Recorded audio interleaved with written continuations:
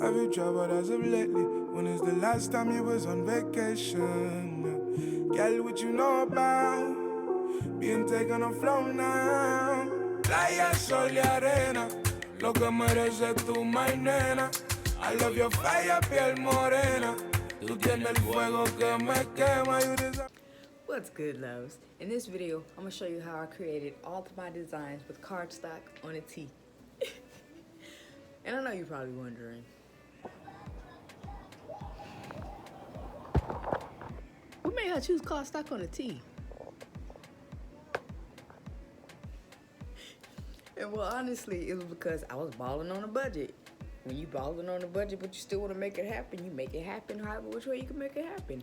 And I mean, on top of that, for $5, I was getting anywhere between, how much was it? Anywhere between 30 to 40 pieces of cardstock. That mean I could make anywhere from 30, well no, I could, if with 30, I could make 20 shirts. With 40, I could make anywhere from 25 to 30 shirts, depending on the design. So my thing is, for $5, 25 shirts, even though it's more work, I'm willing to put in the work. And of course, there's a plethora of things you can do with cardstock. So here's one of the videos from one of my source links to show you what else you can do with it. Video credit goes to YouTuber Cricket Time. Now, I chose this video because I honestly didn't know cardstock was this versatile. So without further ado, I know that y'all came here to see what I did with cardstock. So first, we're gonna get into the materials.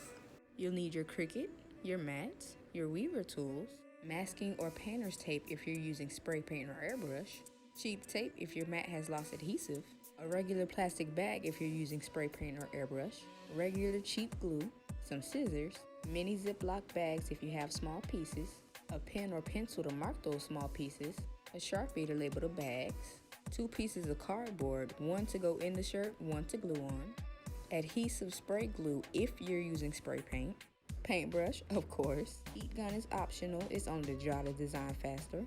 Parchment paper, an iron, or a heat press.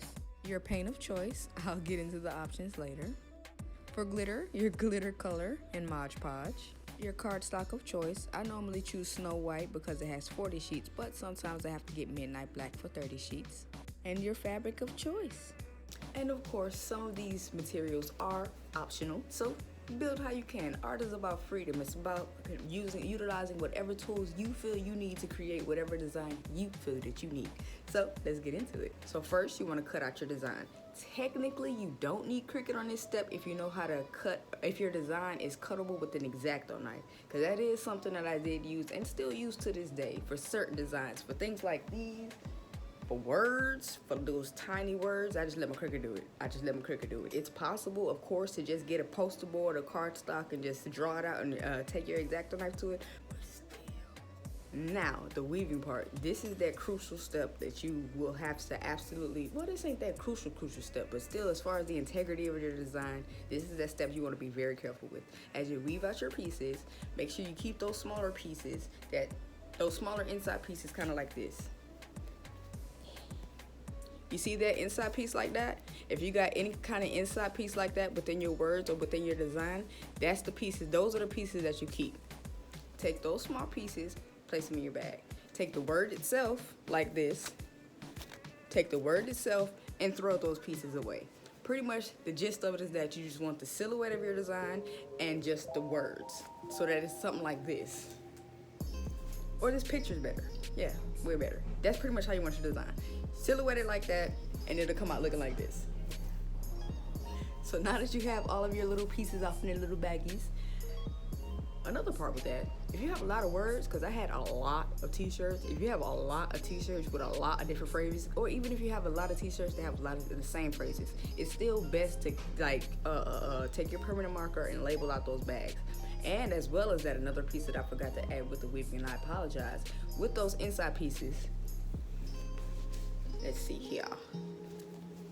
You see how you can see that? Oh, well, it's upside down. And it's still, can you see it? 3? It looks like a 3. It's a G. It looked like a 3. It's a G.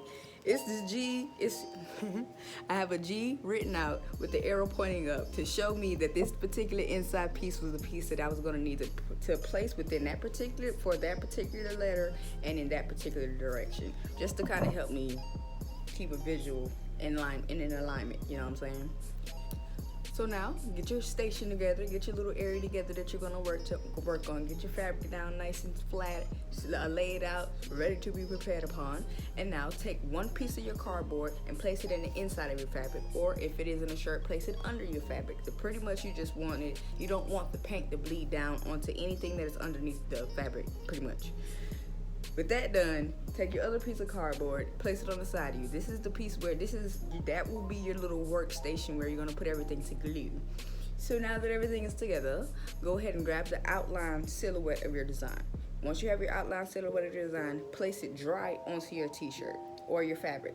Once you place it dry onto it, see how you want it placed, and once you like how it's placed, then take it back off the shirt, flip it over onto the piece of cardboard that you're gonna glue. Take your glue and just trace around it.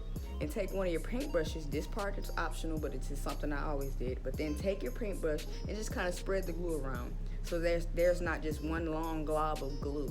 And another reason I say that we're gonna get into later. Another reason I say that is because if the glue bleeds out too much and it gets off into like the design area where it's gonna be painted at, it's gonna cause issues with the paint bonding into the fabric itself. And again, we'll get into that later. So, once you've painted your glue in a little sense and you picked it up, place it back on your shirt wherever you had it at. Place it gently but firmly, press it into the t-shirt, not too hard to where it's sliding all around like water on the surface. Just gently but firmly place it into your t-shirt. And once that's dry, take those small inside pieces inside of your Ziploc bags and place them dry at the center of your design. Once you have them arranged nicely where you like it, pick them up one by one, pick them up, put a dab of glue, place it back down. Rinse and repeat throughout your entire design. And it'll end up looking like this. Once more, you're gonna get these shirts all over again. I promise y'all, these are the shirts that started it all. Now, onto the paint. Now this step, I'm gonna break down per paint because I used a variety of different paints going through this process. I cannot lie, I'm laughing because honestly, looking back. So when I first began, I pretty much used either any paint I had on hand or any paint that was cheap. But I ended up landing on satin. I noticed that no matter the brand, satin always dried softer than matte. These are the results of one layer of painting on a white t-shirt, and these are the results on a black t-shirt. With black fabric, you will always have to add 2 layers. You want that base to be white or a light color. Layering it in a lighter color first allows for the actual color, which will be the second layer, to pop the way that it's supposed to. For speedball fabric paint Is where things get a little tricky because you have a plethora of options. Fabric is for white or light color fabrics only. Opaque fabric is for black or dark colored fabrics. Acrylic is for non-fabrics only. It will dry hard. Night glow is your glow in the dark. Fluorescent I honestly haven't used yet, but I assume it's as described. And these will be your results on white fabric. For these 2 particular colors of the blue and purple, I used opaque fabric, and as you can see, it is phenomenal. And this is how it would look on black fabric. Once more, this is opaque fabric, which is specifically for black or darker clothes. Also, what I've noticed with the opaque fabric is that when it dries, it does dry a little bit lighter than white fabric. for regular spray paint, With spray paint, I pretty much went through all kinds of different brands, but I landed mostly on Rust-Oleum. And I always try to ensure that the brand that I got was for furniture or something that is pretty much for fabric. Now take your shirt and place it in your bag, design up. Fold your bag around your design and take your painter's tape or your masking tape and tape it around the edges of your cardstock. Once you're done, take your bags outside, start spraying. For your black or darker fabrics, you want to spray at least 2 layers. for the glitter, You want to pour your glitter onto a paper plate or something equivalent. Take your paintbrush, dip it in your Mod Podge, dip it in your glitter, and then paint it piece by piece along the inside of your design. and if you are layering your design, Simply repeat the same gluing process, center your design where you would like for it to be, and start painting. And remember, with black fabric, put that light layer down first.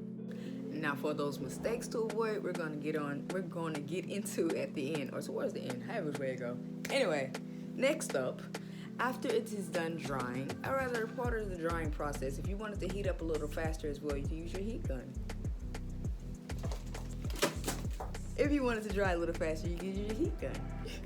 Heat guns are phenomenal if you're either in a rush or if you have a lot of different designs that you got to complete, and if you're just working a business and you're just using particular paints for particular items and you're trying to pretty much get a fast resale done, you're trying to get that production going, heat guns are amazing, I'll be honest.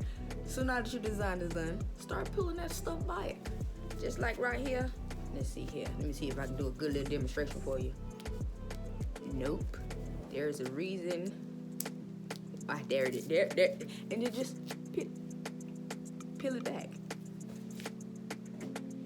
And if there are any pieces, and of course, if there are any stubborn pieces left, don't worry about it. We're gonna get into that in the next stage.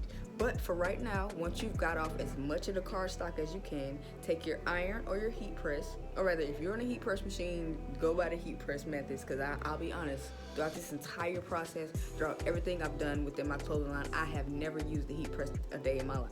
I don't even know how to use one. I'll be 100% honest.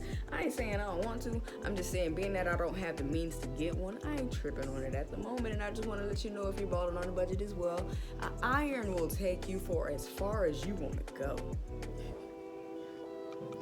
So with your iron, grab your parchment paper, put your parchment paper directly over your design, and then just gently but firmly iron across it as if you would like with regular fabric with some really stubborn wrinkles.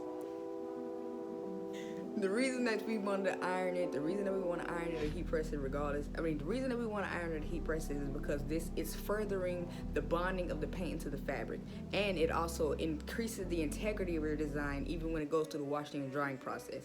And again, I'll show you in the end exactly how my shirts have. Matter of fact, as you can see here, I did these shirts how many years ago? I did these shirts 2 years ago. And this is 2 years strong.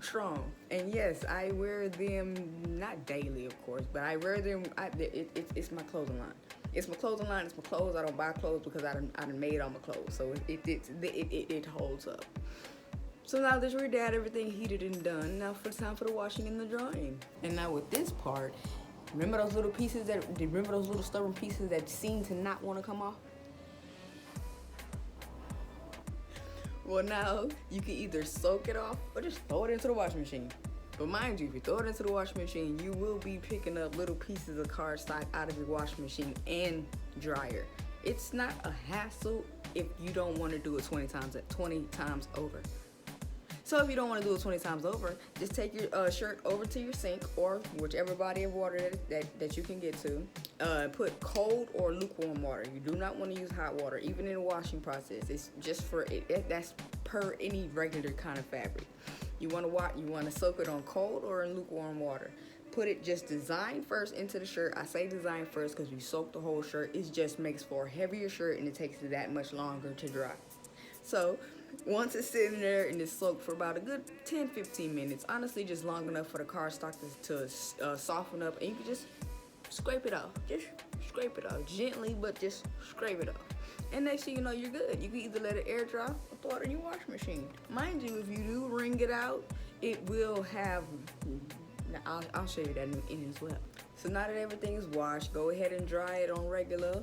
You can, honestly, regular. However which way you dry every other piece of fabric of your clothing, dry it the same way at that. So now that your design is done, now that your shirt is done, it's washed, dried, and done, now you have your own new clothing line. I say clothing line even if it's one piece of shirt, because you can make more with that one shirt. You feel me? So now on to the mistakes to avoid, and I share these so that you hopefully can have the absolute most abundant success on your first try.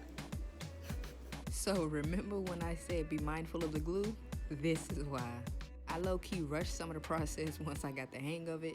So as I was putting the placement down, sometimes it didn't go down right and I would pick it back up and put it back down. But as you can see where it landed. With spray paint, this is specifically why you should ensure that there is at least 2 layers. This is one of my very first shirts that I both spray painted and tried to do a layering with. The white paint, I have no idea, honestly. As well as that, with any part of the gluing process, ensure that that seal is glued shut, or else the paint will leak around it. As well as that, just try not to rush. By me rushing, as you can see here, I thought I sprayed the entire design, but a piece was missing. When cutting your design, just cut it whole. I thought everything was aligned right, but once I had everything glued down and painted and then revealed, it was not accurate. Also, when cutting your design, remember your measurements. As you can see here, this was one of my first shirts, and it did not cut anywhere near big enough.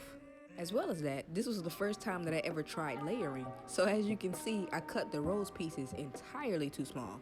The pieces were so small that they molded with the doggone paint. So even through washing and drying, it's still there, and I'm just not. Alright, now this one is a double whammy. For one, when you are gluing the pieces, do not be generous with the glue. Put as light a shade of glue as you can on these pieces, just enough for it to stick to the t-shirt. Putting too much glue will force you to have to let the washing machine take care of it for you. As well as that, with the glitter, you don't have to put too much onto it. Once you have a layer on there that's good enough and thick enough, just move on down to the rest of your design. Putting too much glitter mixed with Mod will pretty much bring the same exact effect of having too much glue. And that's all, folks. Now, if you enjoyed what you've seen today, and if you would like a written guide, because I ain't even gonna lie, I went all in for this. When it comes to art, I'm all for it. When it comes to art, I don't touch it with half of my heart. So that's why I had to do more than just videos. I had to create a guide with it and everything. So I created both. I created a guide that you can either download. All of these are in the links. You can either just download it, and it'll take you directly to my site and directly to the PDF download. Or you can go to my Facebook page. If you don't want to download, go to my Facebook page, go into photos, check the albums, and just click whichever album that you want. For this one, you want How to Cardstock, and it'll take you exactly where you need to be. As well as that, is that it? Those are the two. Yeah, that was everything. And if you liked what you see, hit the like button. Show me some love. You ain't even gotta share. But if you want to see some more, hit the subscribe button. Go ahead, hit the subscribe button. If you like the energy, you rock with the energy, you want to see exactly what else I got coming up with, you will not be disappointed. I can guarantee you that. And that's all I got for you today, folks. And if you are looking out for any other, or rather, if you are curious to the rest of this DIY journey that I have gone upon personally, I have literally 10 more videos. This is only the beginning. So y'all have a blessed one, loves. Yeah, you deserve a vacation. Para decirte la verdad, I fly you to different locations.